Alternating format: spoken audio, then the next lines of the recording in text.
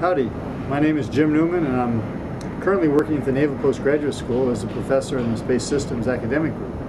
And I was asked to say just a couple of words about my experiences in space, and I'm happy to do that. I'm actually here for a conference on very small satellites.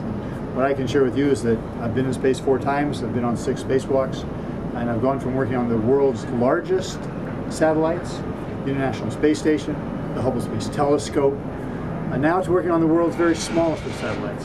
And it's an interesting change in career, but it's a very exciting one. I'm now in the process of giving back in the sense of helping educate the students who are going to make our space program successes in the future.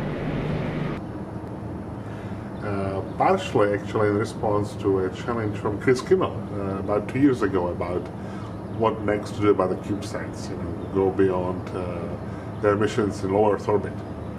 We started thinking about developing a significant propulsion system. We first wanted to buy it from supplier propulsion system which would be compatible with the CubeSat. So you can launch into high Earth orbit as a piggyback and then go to the moon, do lunar flyby, do asteroid flyby, maybe even go, Mars or Venus entry probes.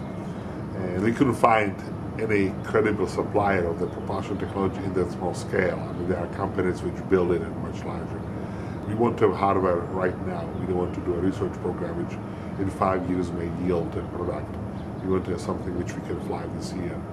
So that was our motivation for doing this propulsion module development. There's a number of things you can do with this, because right now you are constrained to a primary payload orbit, and many specific missions require different orbits, different altitude, maybe different local time for remote sensing, or maybe you want to launch multiple CubeSats to do a global constellation, do a multiple satellites imaging, which I think is very exciting because it's something you cannot do with the large systems, just because we can't afford to put 5, 6 orbital planes.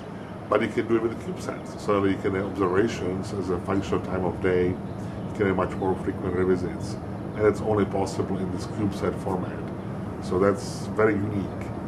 Another unique one is a space tag that you distribute those, and maybe they are waiting. You can afford to launch them speculatively and only use them when you need them because they are affordable, they are cheap enough to be disposable. I think there are other applications in the communications, niche communications, data relay market. That's a little bit beyond my area of expertise, so I would probably have other people